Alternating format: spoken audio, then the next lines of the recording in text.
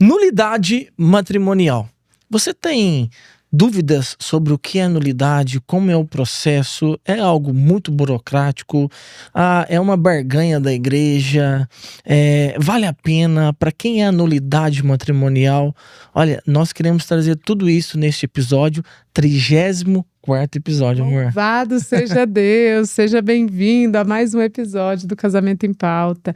E que tema, hein, amor? Um tema muito importante. Importante, delicado. Sim, mas necessário. Precisa ser falado. Necessário. Sim. Nós já até trouxemos a Bruna que é missionária da Colo de Deus, advogada canonista. Ela trouxe realmente assim a teoria do que é a nulidade, né? Mas hoje foi muito bom. Né? Então, ó, ao terminar este episódio aqui, né? Dá uma olhadinha nos nossos episódios anteriores, você vai achar o que a Bruna gravou aqui, né? Sobre nulidade matrimonial. Inclusive, né? Até vou trazer aqui o livro que a Bruna escreveu com a amiga dela sobre o manual de nulidade matrimonial. E hoje, né, nós queremos trazer um casal que fez essa experiência na prática, porque muito mais que o teórico, é importante a gente saber na prática. Valeu a pena? Foi difícil? Como que é esse processo na prática? Isso, né? As renúncias, os erros que acontecem no meio do caminho, né? O que a pessoa às vezes tem que fazer? Sofrer, né? O que ela passa de dificuldade, né? Enfim, a gente realmente quis trazer um casal aqui para trazer clareza. Acho que a palavra que me vem muito é clareza. Trazer clareza para todos vocês que estão vivendo esse processo ou conhecem alguém, justamente para você agora compartilhar esse episódio para alguém. Pode ser? Pode ser, amor? Ó, e lembrando, torne-se inscrito do nosso canal. Gente, isso é muito importante. Muito importante porque um podcast como o nosso, né? Por que ele é difícil de viralizar, de crescer, de expandir? Né? Por quê? Porque é coisa que traz edificação, santidade. Agora, tudo aquilo que é o oposto disso, né? Então você vai pegar podcasts aí que são muito grandes, você vê o teor, né? Das conversas, dos convidados, enfim. Aqui não. Aqui, eu sempre falo, a centralidade deste podcast do Casamento em Pauta é Cristo.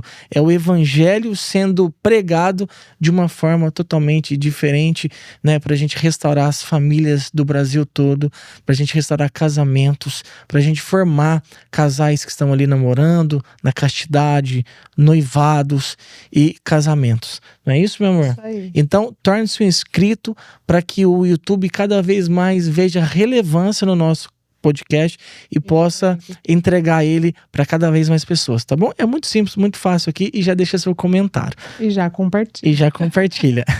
Já vamos trazer os nossos convidados, né? Acredito que vocês devem estar aí curiosos, né? Queria trazer, a gente tá muito feliz, né? Por trazer eles. Sim. Já queria trazer há algum tempo, né, amor? E deu certo. E aí deu certo. Deu certo neste 34º episódio. Então, sejam bem-vindos, Tom e Gi, no Casamento em Pauta.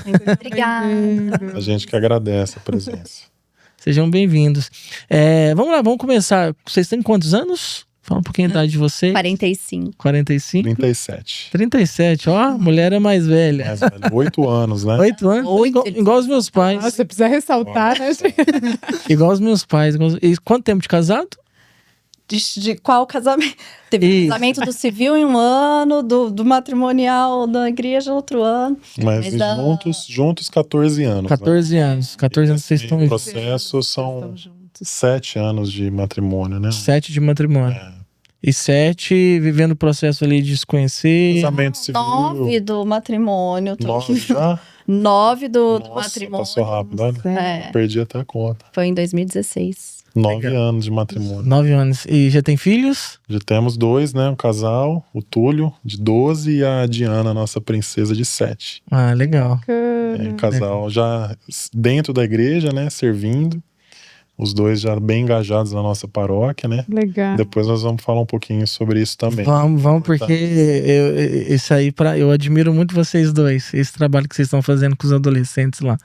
Eu já tive a oportunidade de estar lá, acho que 2, 3 em casa vezes. falando, viu?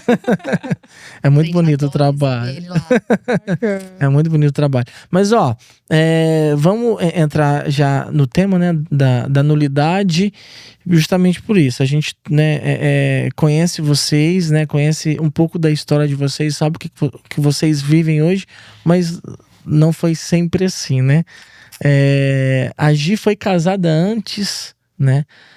Aí a gente depois explica essa questão. Foi casada, mas é casada de novo, né? Que rolo, que bagunça, né? Mas a igreja permite, o que é isso, né? Depois a gente vai trazer essa clareza mesmo, né? Mas como que foi, Gi? Como que foi agir? Vamos começar um pouquinho lá, na juventude. Eu sei que você já fez caminho para Canção Nova, é isso? Na verdade, fui candidata. Eu morava em São Paulo, eu era fisioterapeuta, né? Eu mudei para São Paulo com 21 anos. Assim que eu me formei na fisio, eu mudei para lá. E aí, em 2024, que eu me aprofundei mais ali na Canção Nova, porque eu tava em um momento pós-traumático emocional, assim. Eu tive um namoro muito traumático, um namoro abusivo, muito complexo, com uma pessoa bem mais velha. Eu tive síndrome do pânico, enfim, várias questões. E eu sempre fui católica, sempre fui da Igreja da Renovação, Encontro de Jovens, né? Mas morando lá, trabalhando muito, estudando muito, eu tinha pouca vivência dentro da igreja. Eu tinha minha oração pessoal, mas a gente esfria, né? E acabei dando brecha e muitas coisas ruins aconteceram. E aí, depois desse momento, eu tive um momento rebeldia total. Não de oração, não com Deus. Isso eu nunca tive, esse afastamento. Mas um momento rebeldia feminina. Nunca mais namoro, nunca mais caso, não quero saber de nada, né? Vou ser dona da minha vida, super poderosa. Até que eu me encontrei com a Canção Nova, pela televisão mesmo, né? E aí comecei a frequentar, a Cachoeira Paulista é muito perto, né, de São Paulo. Então ali 2 minutinhos, a gente corre pra lá, né? E aí depois de alguns acampamentos lá, eu senti muito forte o chamado vocacional. E aí lá, primeiro a gente tem que escrever uma carta, né? Na época o Padre Primo aqui escreveu a carta pra mim, minha coordenadora do grupo de oração aqui de Ribeirão escreveu me encaminhando. E aí eles pedem para que a gente se aproxime da casa de missão mais próxima. E para minha sorte, eu morava no mesmo bairro. Então, o que tornou possível. Porque em São Paulo, se não for no mesmo bairro, talvez não dê. Na vida doida que eu morava. E aí, eu me tornei candidata, né? E eu frequentava a casa de missão. E aí, a gente vai fazendo todo um caminho. Porque tem que esperar, manda carta, vai convivendo. E aí, tem que esperar até que eles marquem a entrevista para você realmente entrar no caminho vocacional. E foi nesse momento, nessa casa de missão, que eu conheci o Alex, que foi o meu primeiro esposo. O Alex, ele fazia o caminho de seminarista da Canção Nova. Então, ele também convivia muito ali na casa de missão, porque ele morava em São Bernardo. Mas ele já estava no caminho vocacional, né? Já estava fazendo o caminho vocacional. E ali a gente formou um grupo de jovens dentro da casa de missão da Canção Nova, que chamava Dinamis até, na época. Eles trabalhavam muito o lado artístico, faziam teatros. Eu, como vim da dança também, me envolvi bastante. A gente se tornou muito amigo, todo mundo, né? Então, assim, é importante contar esse fato, porque ele depois que vai influenciar no motivo de eu ter conseguido a nulidade, né? Porque eu tava nesse momento de fragilidade emocional, né? Depois de todo um trauma. E aí, eu tive esse rasgar de coração para me entregar total para Deus, né? E eu comecei a ter muito apoio de companhia, de suporte desses amigos. E muito mais forte do Alex. Porque o Alex, ele tinha uma liderança espiritual, né? Muito, muito bonita, assim, muito verdadeira. E ele foi um instrumento de Deus de cura para mim, né? De cura de tudo que eu tinha vivido, né? De todos os traumas, de todos os abusos, de todas as questões que tinham acontecido comigo. Ele que foi o instrumento. E até por isso que é tão delicado que a gente vê muito nas comunidades eles direcionando sempre mulheres para orar para mulheres e homem para orar para homens, né? Sim. Porque foi aí que teve toda uma confusão, começou a confusão. Porque ele foi para mim uma salvação, né? Uma ferramenta de salvação, né? E aí a gente era muito amigo, convivendo muito. Ele também tinha as questões pessoais dele, né, as histórias dele, né, de vida, e que aí eu vim vim cobrir um buraquinho e ele veio cobrir o outro, né? E depois de 1 ano de convivência, todo mundo indo muito pra Canção Nova, a gente tava... Quando eu não tava trabalhando, eu tava com eles, sempre. Então, ali, o que deveria ser feito?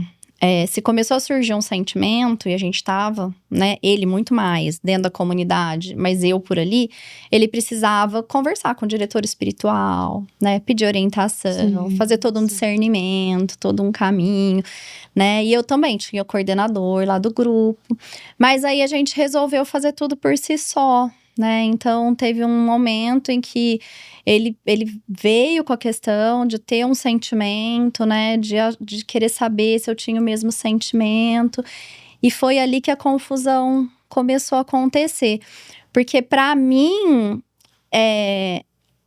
eu tava sendo muito curada, muito salva, eu tava num momento muito sadio, não só espiritual, mas emocional, né, e eu achei que realmente era o verdadeiro amor, o homem que Deus tinha preparado pra mim. Sim. E Tava aí, vulnerável. tava vulnerável, né? E a gente foi em um show do Valmir Alencar. Eu sou um pouquinho velha, né? Então, Valmir Alencar, Pastel de Mel, Toda Espontânea, Adriana. E lá era muito gostoso, porque a gente vivia tudo isso fácil, né? Vai ali, tem um show aqui. A gente foi num show do Valmir Alencar na Shalom, lá de Santo Amaro. E ali a gente foi fazer uma oração, e aí eu abri a Bíblia, e eu quis abrir no livro de Tobias, né, onde falava, ela é tua desde sempre e tal, e aí a gente decidiu, a gente não discerniu, né, a gente decidiu que a gente ia namorar. E aí ele foi falar com o padre Edmilson, que na época era o diretor do caminho vocacional dele. O padre Edmilson. Padre Edmilson? Foi falar com o padre Edmilson, mas não pra orar e discernir, Entendi. foi comunicar. Só comunicar. Né? Aí o padre Edmilson acabou abençoando, né, a saída, o namoro, tudo. E aí foi muito rápido tudo, porque a gente teve uma amizade durante 1 ano, a gente começou a namorar, depois de 1 ano a gente noivou e depois de 1 ano a gente casou. Né? Deixou o período só da paixão, o amor mesmo não. Mas é legal você trazer isso, porque assim, ó, eu tenho certeza que da parte de vocês dois, né, vocês não tinham isso, assim, algo, como uma palavra que eu posso usar, tipo assim... Consciente? Isso, vocês, era algo bom, assim. Maravilhoso. Assim, né, o que vocês tinham ali era um desejo bom, né? Vocês não tinham uma consciência de que ia fazer aquilo premeditado, não. Vou experimentar. Não, assim, era algo bom, porque às vezes muitos jovens novos que estão num grupo de jovens acabam tendo esse erro, né? E eles precisam entender que, assim, né, é um desejo bom do coração deles, mas às vezes não é hora. Entendeu? É isso que eu quero trazer. Entendeu? Porque eles não queriam se ferir, se machucar e trazer tudo aquilo lá na frente. Sim. Entendeu? Que trouxe até um processo de nulidade. Não. Eles tinham um desejo bom dentro do coração, de olhar um pro outro e falar assim, não, vamos. Mas não era a hora, né? Não foi da maneira certa, né? Não foi, exatamente. E por isso que é super importante. Eu vejo muita coisa que você traz, né? De como discernir, de como olhar, o que olhar, como saber. E tudo isso é importante. É exatamente isso que tem que viver. E a gente comeu, né, muitas etapas, a gente pulou muitas etapas, mas achando que era lindo, né, vivemos namoro santo, estávamos fazendo tudo, eu era Maria da vida dele, ele era José da minha. Olha, você não falou que você estava indo no show da Anitta, você estava no show do Valmir Alencar. Do Valmir Alencar. Não, é isso que eu tô trazendo, né, vocês foram procurar um sacerdote. Fomos orar, abrimos a Bíblia, né, vivíamos tudo bonitinho, fazendo tudo certinho, mas eu ainda não estava curada, né? Esse é um dos primeiros pontos. Eu ainda não tinha vivido todo o meu processo de cura, né? Eu não tava ali para aquele momento. Eu tava achando que eu tinha uma vocação de vida consagrada. Então, assim, tá tudo muito confuso ainda, né? E a gente não pode se comprometer com uma outra vida enquanto a nossa ainda não tá, né, clara. ir no caminho certo. Porque você arrasta o outro pra sua bagunça e você entra na bagunça do outro também. Não tinha criado raízes pra poder dar a mão pro outro. Não, né? E eu acho que assim, tudo foi muito por conta das minhas feridas, dos meus machucados. E como eu tinha passado pela fase da rebeldia, nunca mais é o caso, nunca mais quero ninguém, homem só machuca, só traz coisa ruim. Aí, de repente, né, vem um homem que, nossa, tá orando por mim, tá curando as minhas feridas. A gente até perde um pouco o olhar, né, de que é só um instrumento. Por isso que eu falo que é importante, né, a questão do mesmo sexo tá fazendo esse processo. Porque você se confunde, né? Você se confunde. Sim. Então, dentro de tudo isso… E assim, nosso casamento foi baseado na Canção Nova. A gente trouxe o povo tudo de lá, nossos amigos da casa de missão, né? Foi um casamento lindo. Aqui foi feito com o padre Kleber, não foi feito com o pessoal lá. Mas com o padre de lá. Mas foi aquela celebração maravilhosa. Então, um ano vocês namoraram, um ano noivou, e um no ano outro casou. E qual que era a questão? Eu era uma mulher. Eu já era uma mulher super independente, super resolvida. Na época, eu era professora universitária de fisioterapia, eu dava aula na Uninove, uma faculdade de São Paulo. Eu fazia mestrado e eu tinha uma empresa de fisioterapeutas e eu comandava um hospital com essa empresa. Então, nesse lado, nesse aspecto profissional, eu era super madura, super bem resolvida e tudo certo, né? Eu morava sozinha, eu pagava as minhas contas, tudo certo, né? E o Alex, não, porque como o Alex estava fazendo caminho dentro do seminário, ele não tinha estudado, ele tinha terminado. Era uma vida entregue era uma vida para a comunidade mesmo. Comunidade, para Deus. E a gente, nessa parte, a gente também não fez a coisa do jeito certo, né? De esperar. Saiu de lá, então agora tem que estudar, tem que, né, crescer, tem que… E eu fui meio que assumindo esse papel, né? Então, assim, eu discerni o que ele tinha que estudar. E aí, levei ele para estudar na faculdade. E isso já dentro do casamento? Namorando. Tá. Eu fui ensinar ele a dirigir, porque ele não sabia dirigir. Então, eu abracei a missão de direcionar a vida dele, sabe? E isso é algo que… hoje, como eu tenho uma pessoa completamente diferente, pra mim isso é muito claro, assim, sabe? Qual é o papel de cada um. Isso é muito importante. E isso também influenciou depois em todo o processo ali de entender que não teve um discernimento adequado pro casamento. Foi imaturidade, então, dos dois lados. Exatamente. Hoje você vê que foi totalmente imaturo. Completamente. No momento inadequado, que ele ainda tinha que viver muita coisa e eu também. A gente poderia até ter vivido isso namorando, né? Porque o namoro é pra isso, não é? O namoro é pra gente discernir, né? E o nosso namoro foi pra preparar o casamento, né? Sim. Foi pra decidir que a gente ia casar e pra preparar um casamento.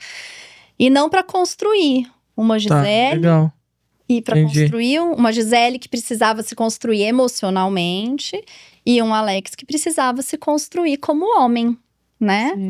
Como varão que iria assumir uma família, uma casa, uma esposa, né? E tudo isso. Então, assim, essa confusão entrou dentro do nosso casamento.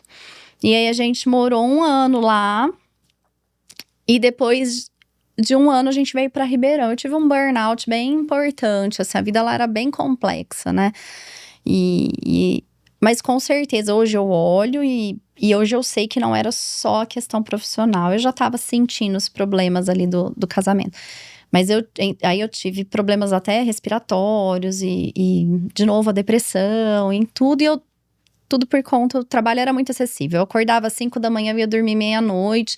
E aí era prova para corrigir. Eu ficava no trânsito, às vezes, 4 horas e meia. Essa loucura de São Paulo, que não era minha vibe. E eu tive que decidir que ou eu ia ficar lá ganhando dinheiro e morrer e não conseguir ter filho. Isso era o que me angustiava, porque eu via os meus amigos, né, que davam aula na faculdade comigo e tal. Ia dar aula e largava os filhos né, na escola cedinho e ia buscar no fim da tarde, às vezes à noite. A gente também dava aula à noite, né, supervisionava estágio. Então eu olhava e falava, nossa, eu não quero isso pra mim, né, não é essa mãe que eu quero ser, não é essa esposa que eu quero ser. Então a gente veio pra Ribeirão. Mas aqui em Ribeirão que tudo ficou muito gritante mesmo, né? Principalmente porque aqui era a minha cidade, a minha terra. Só que a gente veio com o propósito de que aqui ele ia se trabalhar mais para eu trabalhar menos, para eu me cuidar e para eu me preparar para ser mãe. E o Alex ainda não tinha se desenvolvido, né? Porque eu tinha sido o tempo todo a protagonista ali da casa. Não tinha dado espaço também para ele se desenvolver. Chegou aqui, eu achava que eu dava, mas eu não dava. Eu continuei sendo a protagonista, dominadora. Mas quando eu pedia e dava espaço, ele não se desenvolvia, porque ele ainda não tinha ferramentas para isso, né? Ele ainda não tinha nem, acredito que, muito discernimento de como, e na forçação, na barra, era muito complicado. Sim. Então, assim, isso foi gerando muitos conflitos. E junto com tudo isso, eu tenho uma questão no meu sistema reprodutor. Eu tenho anovulação crônica, eu não ovulo. E eu, por exemplo, eu não tive minha primeira menstruação, minha menarca, teve que ser induzida por remédios, né? Então, quando a gente foi falar de engravidar, eu tive que ir atrás de médicos para fazer tratamento, tudo. Sim. E nessa época que a gente já estava aqui em Ribeirão e que as coisas estavam muito confusas, porque aconteceu tudo igual. Eu comecei a trabalhar e tinha as contas para pagar, e ele não dava conta de pagar tudo. E aí eu tinha que trabalhar muito, e eu tava trabalhando que nem uma louca aqui. E eu sempre arrumando emprego para ele, arrumando isso, arrumando aquilo, a gente indo, mas ele assim, até com disposição, com força de vontade, mas precisava ainda amadurecer, né? E eu comecei a fazer os tratamentos para engravidar. Que é o indutor ovulatório que eu tenho que tomar, né? Um remédio mesmo, para induzir a ovulação. E aí eu fiz o tratamento e eu não engravidei. E aí, nessa época, juntou isso, sabe? A questão de, nossa, não vou conseguir ser mãe e não tô sendo esposa e tá essa bagunça. E aí a gente foi pedir ajuda na igreja. Eu fui até o Padre Kleber. O Padre Kleber era bem próximo, o meu sempre foi. Apesar de eu ser da STIG, né? A gente era do grupo de oração de jovens, a gente era do EJC, a gente pregava muito sobre namoro santo, né? Sim. Pregava no grupo e tal. Mas aí eu fui pro Padre Kleber, pedi pra ir um casal na minha casa, pra ele determinar alguém pra orar pela gente. Contei tudo o que estava acontecendo. E aí acabou passando um tempo e ele não conseguiu determinar ninguém. E o Alex, na época, era delegado do nosso grupo lá na RCC, no IARC. E aí eu falei, pede lá alguém pra vir aqui. E foi um casal do IARC lá em casa que a gente nem conhecia, orar por nós. E a visualização que eles tiveram era que eu estava com uma barriga já explodindo, que era muito grávida, mas que eu não conseguia parir. O neném não nascia, o neném não saía de mim. E aí eles tiveram discernimento de que, na verdade, esse nenê era ele. Era o Alex, que eu era a mãe dele e que eu fazia de tudo para ele se desenvolver, para ele nascer, para ele evoluir, mas que ele ficava ali, dentro do meu útero, no meu... Então, aí eu comecei a fazer terapia, tudo isso a gente foi trabalhando, e o discernimento foi bem esse mesmo, sabe? Que eu era... O amor não era eros, né? Sim. Foi uma grande amizade, depois uma grande maternidade minha. A gente sempre achou que não, né? Mas foi. E que comigo, ali, ele não conseguia ter esse desenvolvimento. E eu também não conseguia, né? Depois, com muito estudo, muita oração de cura, muita terapia, eu fui entender que eu também, sabe, por conta de muita história vivida, né, na minha família, nas minhas experiências, sempre fiquei, né, nesse lugar de protagonista mesmo, de machona, de fazer tudo, né, de não dar espaço. Então, foi muito delicado me separar, sabe? O sair de casa, o divórcio. O Alex não queria de forma alguma. Foi muito difícil, foi muito doído. Nossa, foi. Mas assim, pra mim tava muito claro. Sabe, depois desse dia dessa oração, sabe quando cai as escamas? Sim. E que você olha. E é assim, era muito carinho por ele. Era muito amor, sabe? Mas eu percebi naquele momento que não era o amor eros, que eu achava que era, sabe? Não era. Era um amor de querer que ele evoluísse, de que ele crescesse. Era o amor do meu amigo que eu tive lá no grupo de oração. Ai, perdão, lá no grupo de oração. Então, e eu tive que encarar, e eu tive que ir em frente. E de uma forma muito difícil, porque como a gente estava muito na igreja, né? E aí eu fui muito. A gente não casa pra separar. Não, de jeito nenhum. E nesse processo, você chegou a falar assim, não, eu vou tentar. Você já estava tentando, na verdade, né? Como que você chegou nesse… Não dá mais. assim, ó, não dá mais, né? Eu comecei a perceber, em datas eu até sei, assim, ó, eu comecei a sentir, a gente mudou pra Ribeirão em julho. E foi tudo muito rápido pra mim, sabe? Quando foi mais ou menos em outubro, assim, pra mim já tava insuportável. Porque eu já tava num momento de desgaste, de estresse. E aí, na época, eu até tentei umas coisas, tipo, vamos pra Argentina pra viajar, né? Às vezes uma viagem, resolve tudo, sabe? Essas coisas. Juntamos casais, amigos, fomos pra Argentina, vamos tentar. E aí, lá já foi assim, ó… Porque aí, quando você sai, ou vai acontecer uma coisa ou outra. Ou você se reencontra. Eu e o Tom fizemos uma viagem agora, né? Há 2 semanas atrás.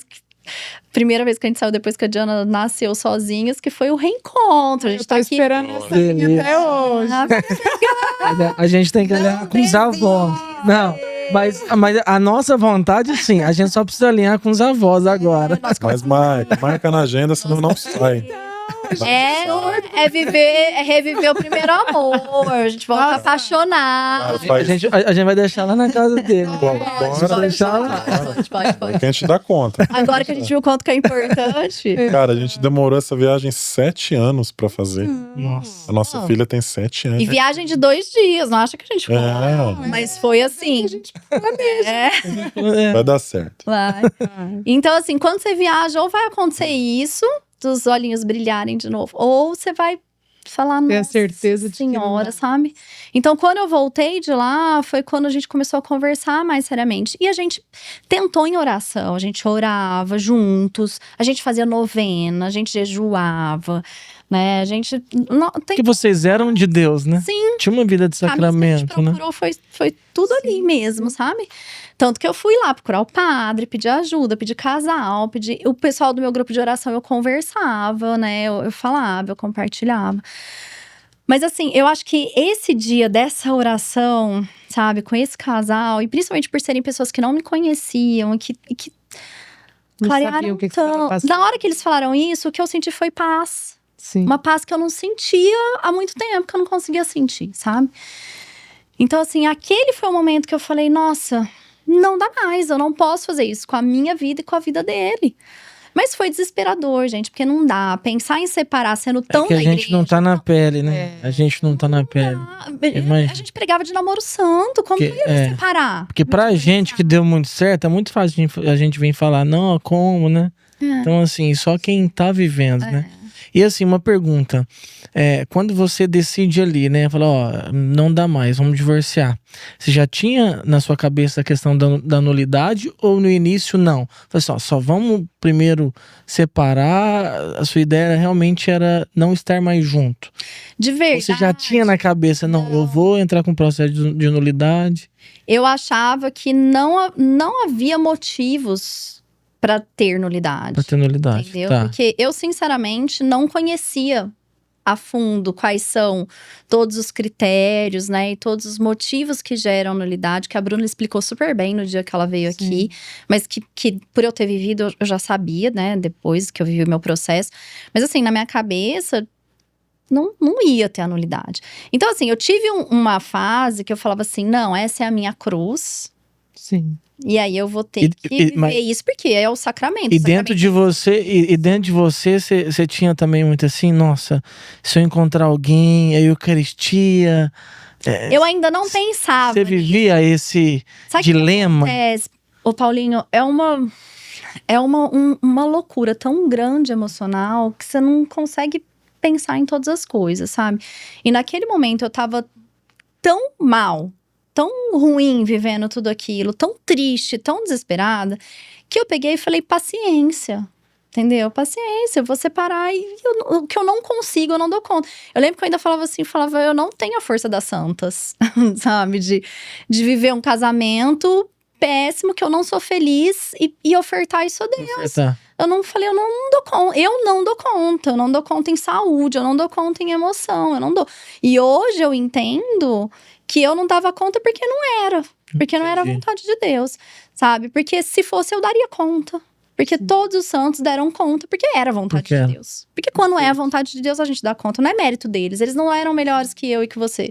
Mas eles simplesmente viveram a vontade de Deus. E aquela não era pra mim, sabe? Mas foi muito doído, foi muito difícil. Porque não é o que eu queria pra minha vida, né? Eu queria ser mulher. Foi doído por assim, vergonha? O que vão pensar de mim? Porque eu fui super julgada, né? Muito julgada pela igreja, pelas pessoas da igreja. E não critico a eles. Eu entendo, por conta da posição que eu ocupava. Muitas pessoas falaram, nossa, você foi instrumento de salvação. Eu te conheci, agora você tá sendo eu te conheci namorado da Érica, pregando pra mim sobre namoro santo. Então, eu conheci a Gia. né? Você e ele. Você tá vendo? E me falavam isso, falavam, nossa, você era exemplo, então agora você tá trazendo queda pra muita gente, porque as pessoas vão deixar de acreditar, né? Eu lembro que a gente se separou em junho, e na Páscoa, antes disso, o Alex foi o Jesus lá da Estig, e o padre Mário foi super... tô perdendo a palavra, audacioso. Ele fez o Alex descer de rapel lá de cima da igreja, na celebração. Foi uma coisa assim, sabe? Maravilhosa. E por que eu tô falando isso? Porque aí, quem não conhecia ele, conheceu, entendeu? Todo mundo conheceu. E quando eu separei, um monte de gente falava, nossa, é a mulher do Jesus lá que desceu, sabe?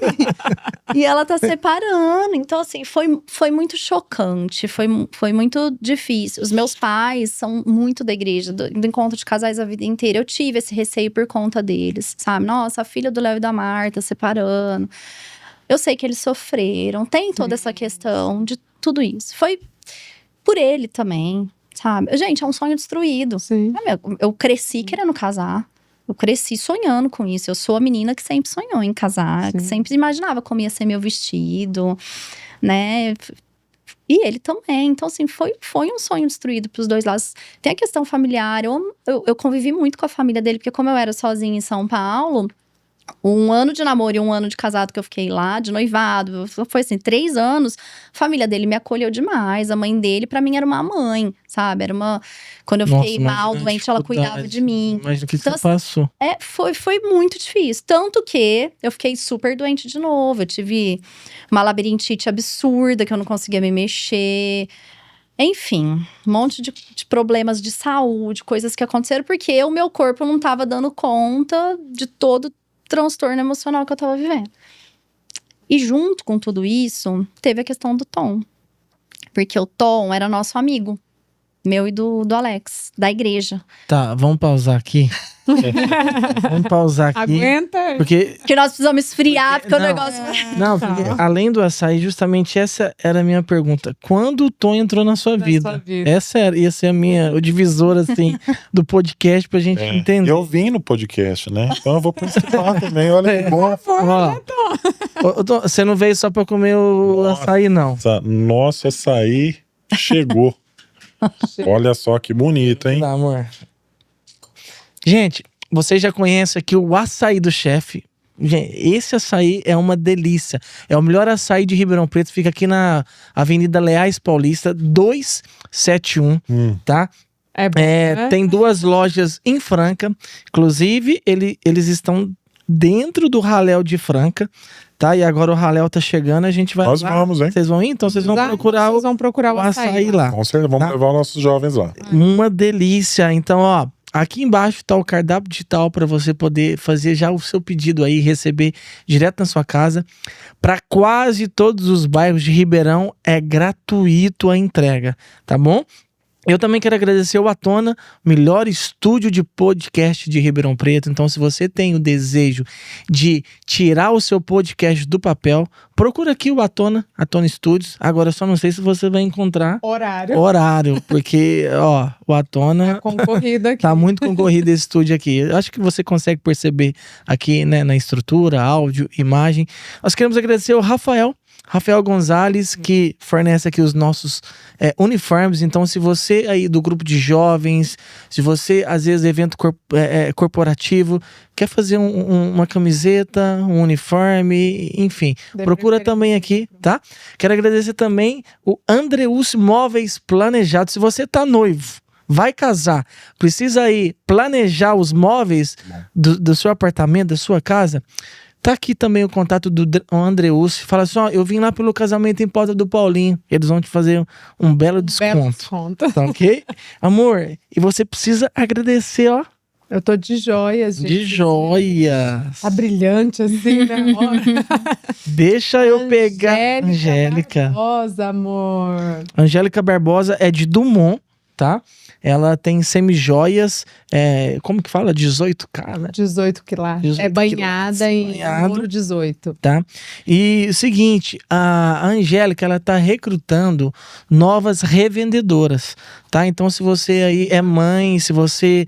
eu quero ficar mais em casa, mas aí eu fico com receio de não ajudar o meu esposo a pagar as contas. Um dinheiro extra, vai revender as semijoias, né?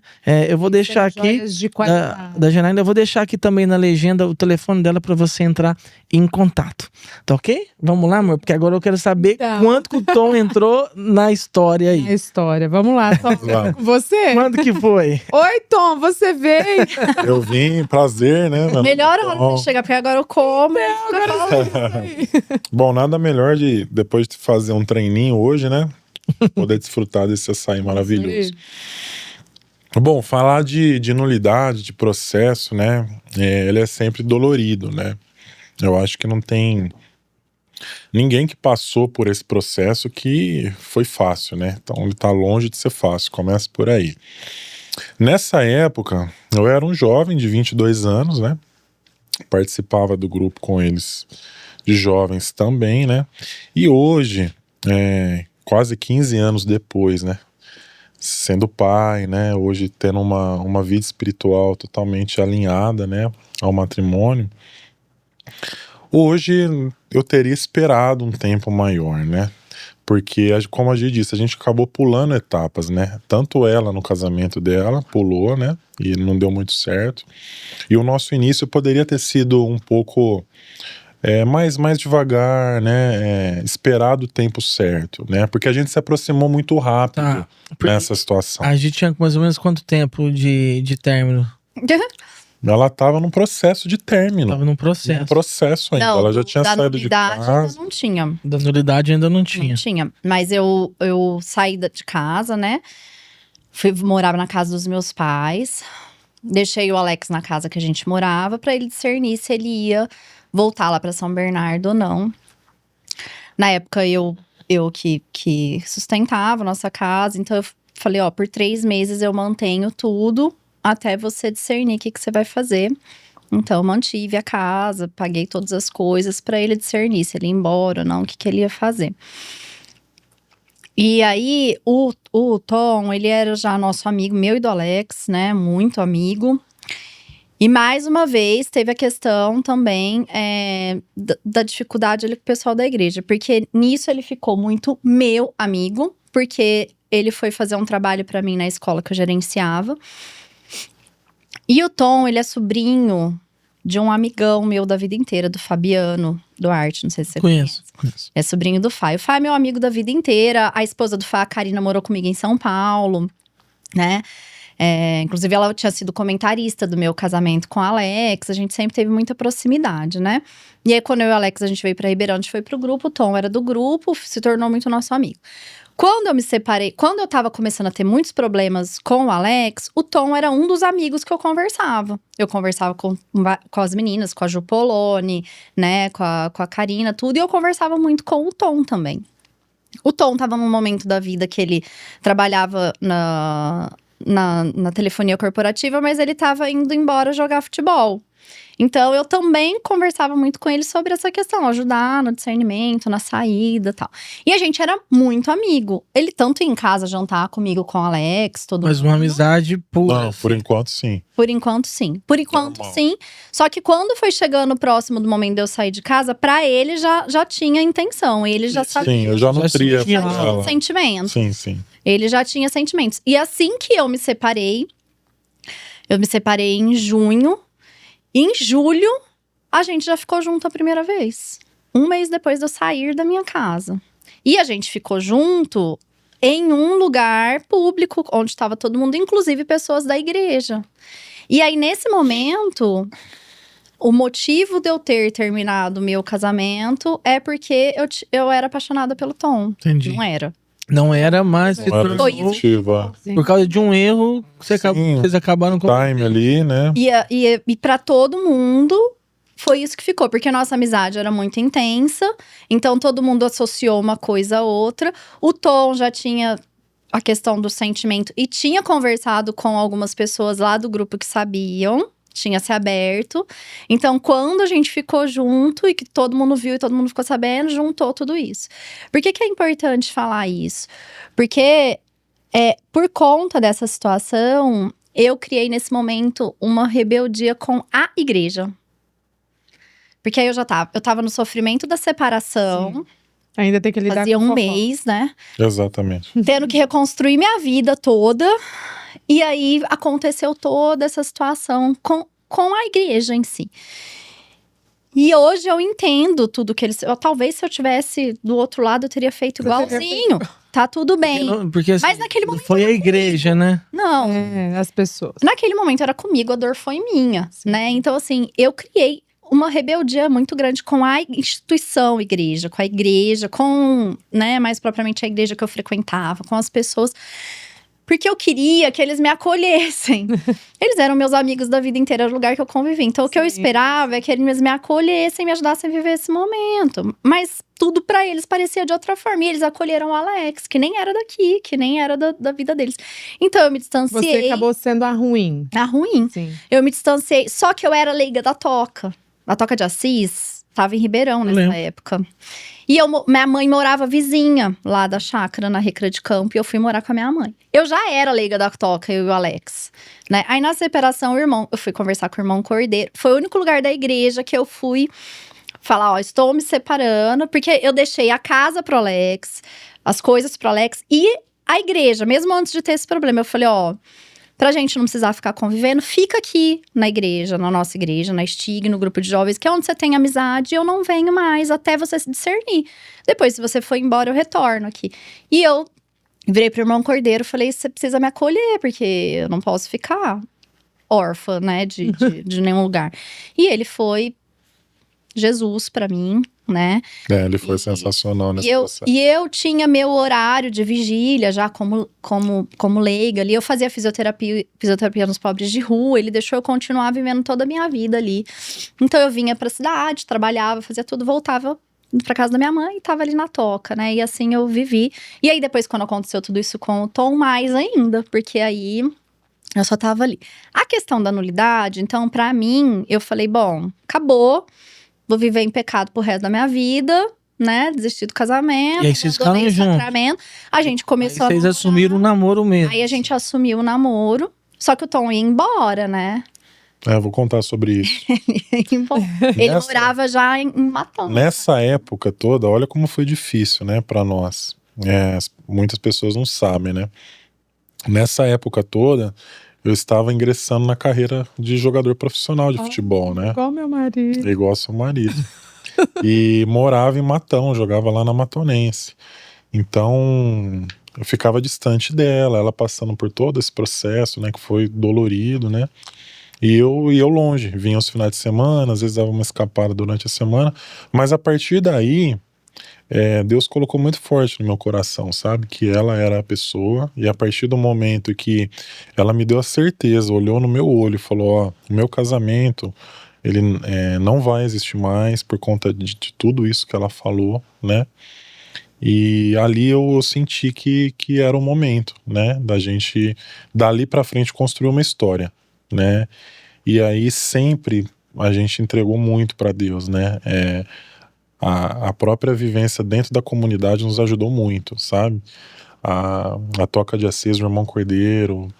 Depois a gente foi servir, participar da comunidade Shalom aqui em Ribeirão Preto, né? Onde nós fomos acolhidos, pessoas que estão marcadas na nossa vida até hoje, né? Mas tem um fato importante da Shalom. Sabe quem direcionou a gente pra Shalom? O Alex. Na época. Ele é uma pessoa muito generosa, um coração gigante mesmo. Porque se a gente ficou machucado e doído com tudo isso, imagina ele. Sim. Imagina ele com a minha situação, que tinha acabado de sair. E ele ainda tinha esperança da gente voltar, de reatar o casamento, de reconstruir. Ficar sabendo que eu já estava com o Tomás. E tudo aquilo acontecendo, pra ele, foi muito pior. Eu tenho certeza do que pra mim. Foi muito doído, foi muito… E a gente viveu um processo depois de muito perdão. Ele, Sim. assim, ele é uma pessoa pura do Espírito Santo. Porque nenhum homem que não fosse… teria matado a gente, teria, né, ficado, né, lógico que teve a briga, teve, né, os xingamentos, teve tudo isso. Mas assim, depois, ele foi embora e ele foi fazer o caminho vocacional da Shalom, lá. E aí passou 1 ano e meio, mais ou menos, de vez em quando ele ligava, ele chegou a conversar com o Tom, ele fez um processo de perdão comigo, com o Tom.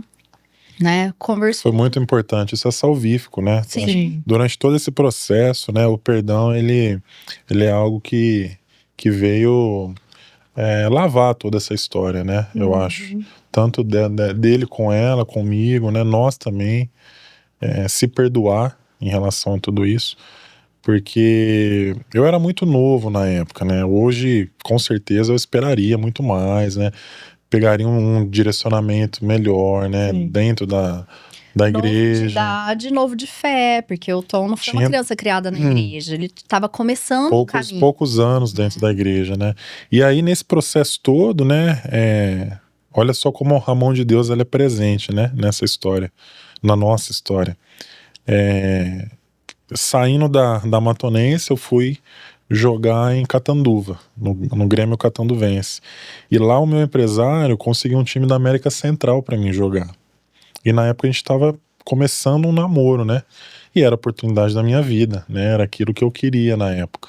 Cheguei aí no postinho tomar as vacinas obrigatórias, o contrato estava pronto, assinado. E aí a gente, com muita luta, discerniu que eu iria, né? E aí ela iria enfrentar tudo isso aqui sozinha, né? Que eu não poderia levar ela ainda. Era uma situação nova para mim, outro continente, né? E aí nesse caminho no ônibus estava tudo certo, fiz a mala, contrato na pasta, as vacinas tomadas, tirei o passaporte. Nesse caminho no ônibus na Anhanguera até São Paulo, eu fui conversando muito com Deus, sabe? Pedindo muito, que ali era um momento chave da minha vida, né? Se eu fosse, ela ficaria em todo esse processo sozinha, né? E se eu ficasse, o meu sonho iria por água abaixo. E aí eu sei que eu cheguei em São Paulo, desci lá na ponte do Piqueri, o empresário dele estava lá me esperando, ele me deu o contrato na mão, eu falei, eu não vou. Não vou. Ele não entendeu. Ele disse assim, por quê? É coisa de Deus, não tem como explicar. Eu preciso voltar.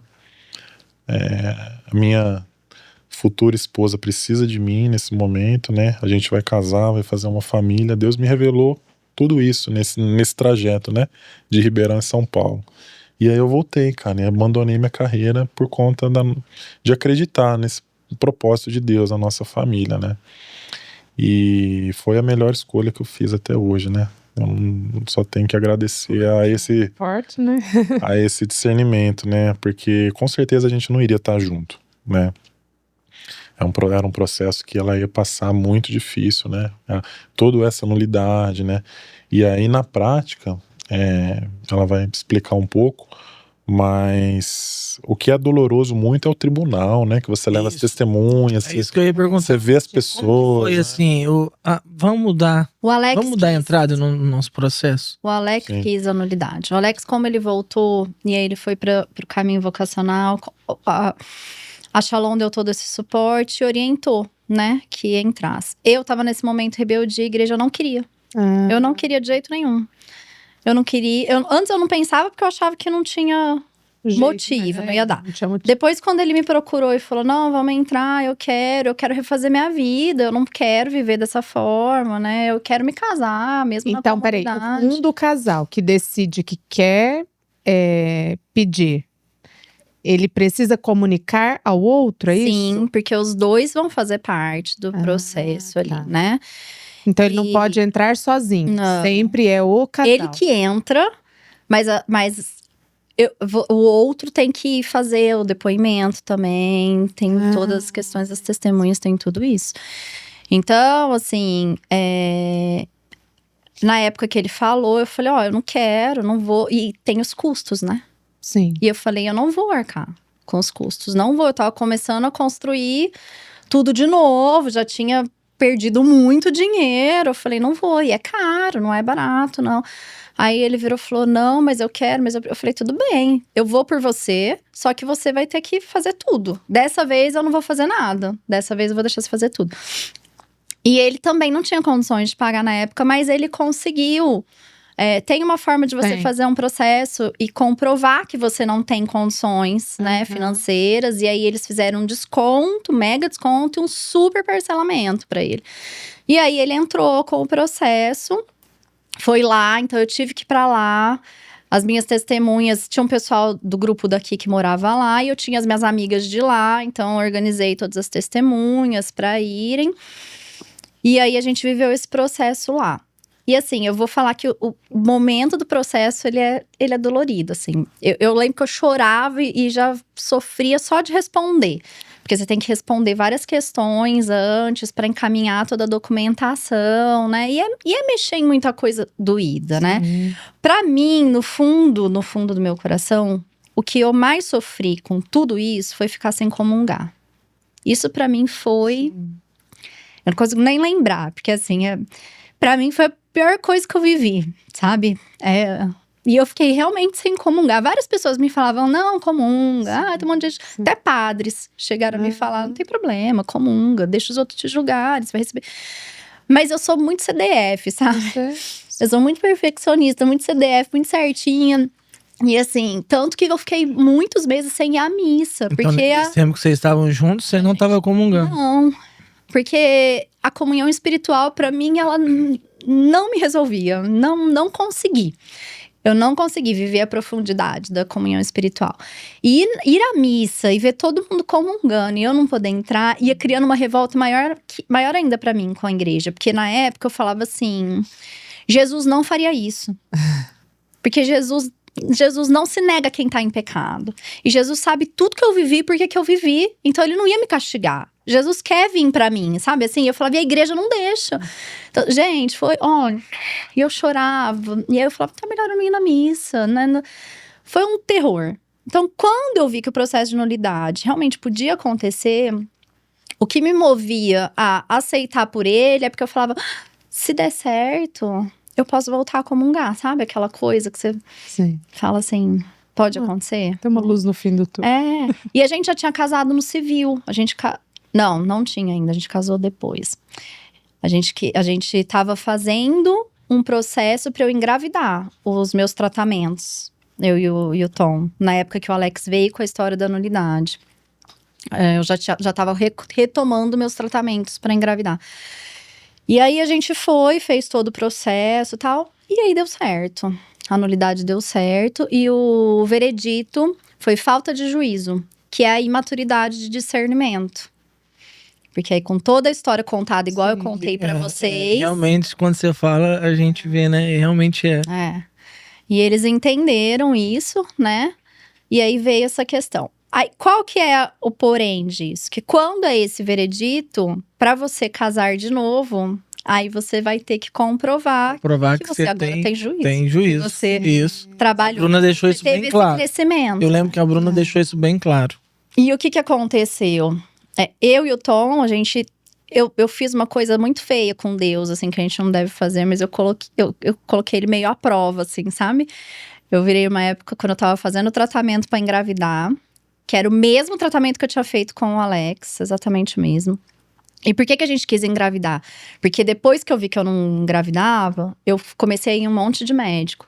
E teve um médico aqui em Ribeirão que me falou que eu não ia, que não tinha jeito, que eu já tava velha, eu tinha 30 e poucos anos, que não ia ter como, que não ia existir remédio no mundo, que não ia dar. E eu entrei em desespero. E aí eu comecei a ir atrás de um monte de coisa, um monte de médico. E aí, por conta disso, eu virei pra ele e falei assim: bom, se o outro falou que eu tô velha, e essa aqui tá me falando que tem esperança, eu tenho que fazer isso agora, porque eu não vou ficar esperando, eu vou ficar mais velha. Então, por isso que a gente, de novo, pulou mais uma etapa. Falou, não, já. Porque vocês não viveram a castidade durante esse tempo, né? Tem que fazer tratamento, tem que engravidar, tem que ter filho logo. E aí, foi nesse momento que eu pus Deus à prova. Eu falei, ó, se tudo isso que aconteceu na minha vida, na vida do Tom, era da sua vontade mesmo, se esse aqui que era o homem que você escolheu pra mim, eu que fiz tudo errado antes, não esperei pra descobrir ele, blá, blá, blá, blá, me dá meu filho.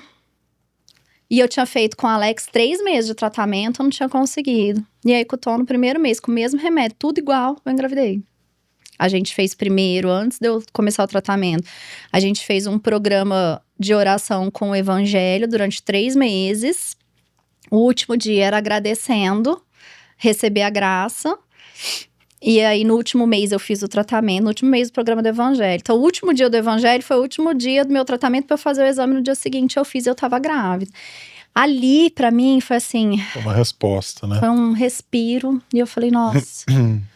Aí foi quando a gente começou a querer fazer as coisas do jeito certo. Depois de fazer tudo falo, errado. Deus- Agora vamos Deus acertar, né? permitiu, tá vendo? Sim. Então, assim, um conselho que vocês pode dar pra quem tá vivendo esse processo é calma, né? Calma, porque as coisas feitas no momento certo, na hora certa, né? Maduras, elas tendem a pessoa sofrer muito menos, né? Menos, né? Ou de repente nem sofrer, né? Viver a alegria. Sim. Então a gente passou por esse sofrimento, né? Por esse peso todo. Mas Deus é tão maravilhoso que na misericórdia dele, ele nos deu uma família muito linda, né? E hoje a gente dá testemunho disso, né? O quanto que valeu a pena a gente perseverar, né? E a gente voltar a seguir mesmo A seguir, que né? a igreja pede, né? Porque aí, Viver os aí sacramentos. vocês marcaram o casamento. Aí uma coordenadora lá da obra Shalom aqui em Ribeirão, Nos a nossa obrigou. amiga Ana, né? Falou, gente, agora vocês já têm filho, vocês já estão casados no civil, vocês estão servindo aqui a Deus. Se tornou nulo, né? O primeiro. Sim, já Então tá recebeu totalmente- a novidade. Que a gente estava esperando um pouquinho ainda, por questão financeira, algumas outras questões, né? E aí... E na verdade ela tinha segundas intenções. Ela queria que a gente assumisse o pastoreio do grupo de casais da Shalom. E só Então, podia vocês se a precisam gente casar. casar. Sim. E aí eu tive que entrar com o processo de novo, né? Pra pedir autorização. A minha psicóloga na época, Alessandra, linda, fez todo um relatório que eu fazia, porque eu nunca parei a terapia, né? Depois de tudo isso. A terapia foi um suporte muito Ele fez importante. também junto comigo, nós. com a mesma psicóloga. Porque, assim, juntando a parte da fé com a parte da terapia, dá um suporte muito forte, Sim. né? E a ajuda dos irmãos, né?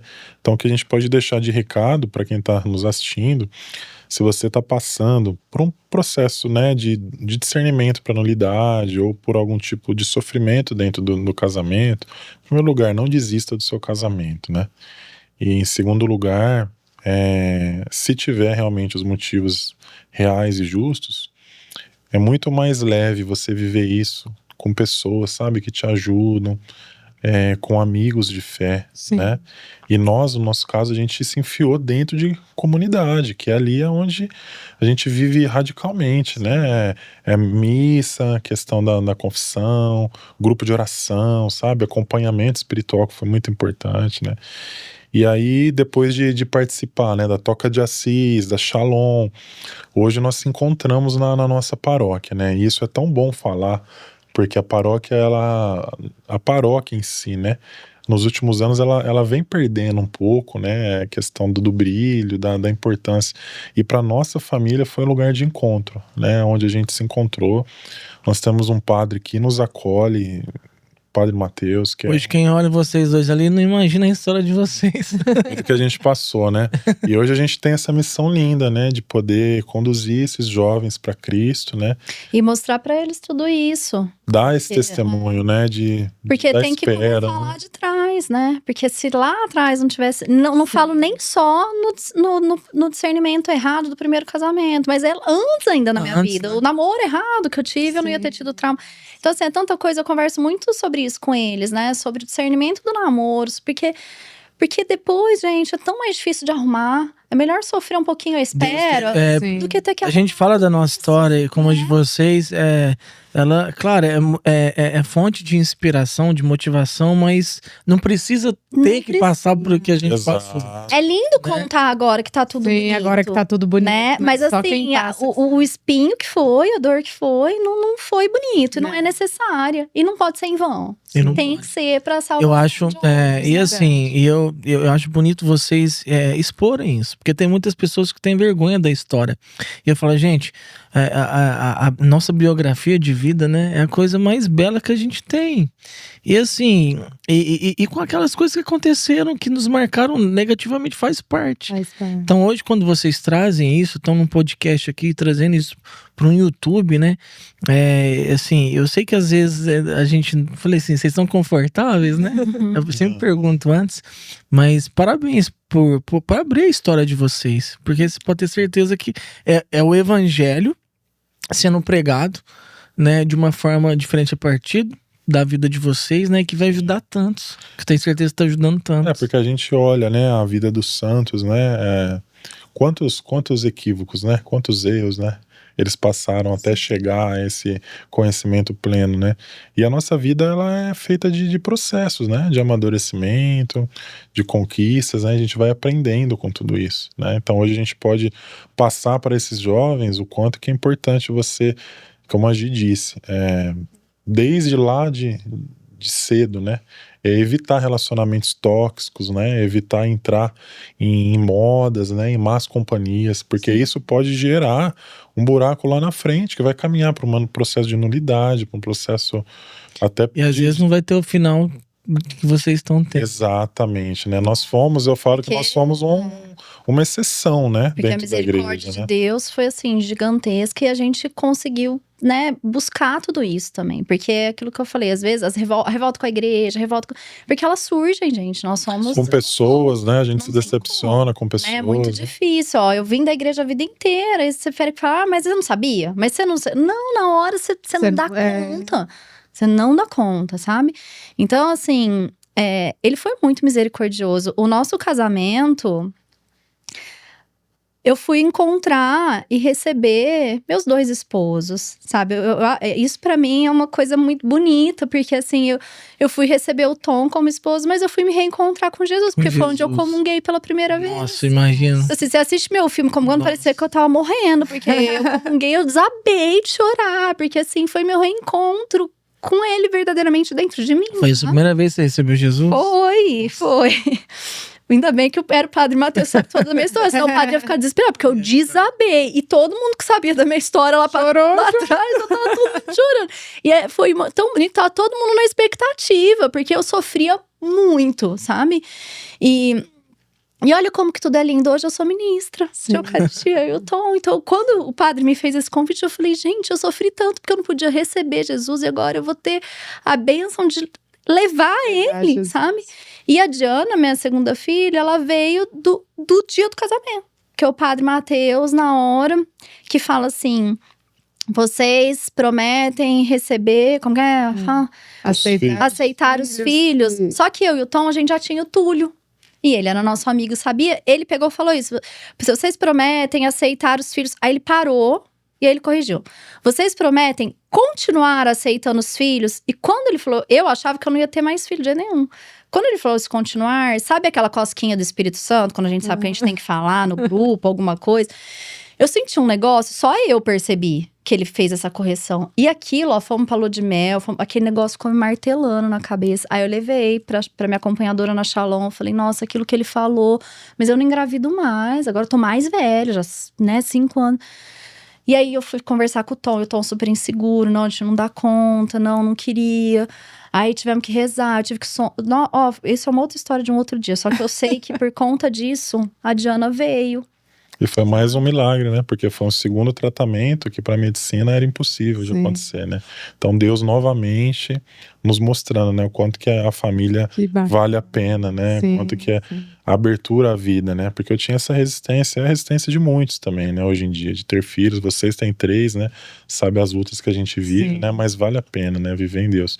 Mas em resumo, todo esse processo todo, eu coloco como fundamental, né? O suporte que a gente teve da comunidade Shalom. Verdade. A comunidade Shalom, nós temos amigos lá que, assim, nos carregaram no colo, né? Porque tem o processo da nulidade, o processo pós-nulidade também, ele é difícil, né? Até você se reencontrar, você achar um lugar para você estar, né? Porque de repente você já não é mais lá onde você servia, né? Por conta de todas essas questões que aconteceram. E tem um casal que é o Ricardo e a Carmen, que são nossos pastores, né? Nossos pais, assim. E nos acolheram muito, muito, sabe? E nos ajudaram a construir essa família, né? Que Que a gente lindo. tem hoje. Isso é muito importante, né? Volta a frisar. E quem está passando por esse processo, né? Não passa sozinho, né? Busca Sim. a orientação de um sacerdote de confiança, né? De irmãos que possam estar rezando, estar junto, aconselhando, né? Porque sozinho, cara, a gente não chega em lugar Não nenhum, chega, né? né? Gente, parabéns pela história de vocês. Tenho certeza que vocês aí ficaram impactados por essa história, né? E eu tenho certeza que, além de muitos aqui que estão já sendo ajudados por essa história, você já está pensando naquela pessoa que precisa ouvir tudo isso aqui. Então, já compartilha este episódio com essa pessoa que você sabe, tá? Para que ela possa receber com clareza e seja também uma fonte de motivação, de inspiração, um grande testemunho, tá bom? E, gente, pra gente finalizar o nosso episódio de hoje, queria que você deixasse uma mensagem, assim, uma mensagem. Eu vou pedir pra Gi deixar uma mensagem para quem tá passando pelo processo, né? E pro Tom deixar uma mensagem para quem tá casado, né? Sobre o casamento. Pode ser assim? Claro. E sobre... Pode ser um versículo? Pode, claro. Porque quem tá passando pelo processo, muitas vezes se vê no pior momento e acha que não tem jeito, sabe? Que não tem solução. E tem um versículo que me guiou, que nos guiou muito, né? Que fala, porque os meus pensamentos não são os seus, né? Os meus planos, os meus sonhos não são os seus. Eles são muito maiores, eles são muito mais altos. Então, a gente não alcança em pensamento, em sentimento que Deus tem para nós, mesmo se a nossa história estiver borrada, mesmo se a nossa história estiver rasgada, né? É muito maior do que a gente alcança. Então, é acreditar, entregar e seguir que o plano vai se concretizar. Amém. Amém. O casamento, ele é um caminho de cruz, né? Não tem como a gente fugir dela. O nosso próprio Senhor Jesus, ele abraçou a cruz, ele seguiu a cruz, mas, como eu disse, ele teve um sirineu ali naquele momento, né? Então, se você tá passando por algum problema sério, grave, né? Que vai caminhar para uma nulidade, para uma separação, né? Não desista da sua família, né? Lute por ela até o final.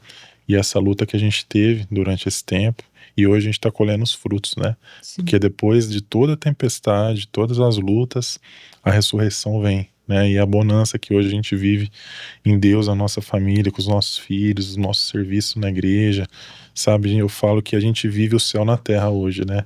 Mas lá atrás teve o tempo de cruz, né? E ainda tem, né? A cruz do dia a dia. Sim. Então não negue a cruz, abrace a cruz e não desista da família. Amém. Amém? Isso é o casamento em pauta, tá? Nascemos para isso. E é isso aí. Espero que você tenha, né, gostado muito desse episódio. E curte, compartilha, comenta aqui, tá? Pra gente poder conversar. E acho que é isso, amor. Continue aqui com a gente. Continue. Obrigado, gente. Obrigado pela história de vocês, tá? Espero que vocês voltem, porque só um Sim. episódio é muito pouco pra gente. Exato. Isso aí, gente. Obrigada. Tchau. Obrigado. Deus abençoe vocês. Obrigada. Amém.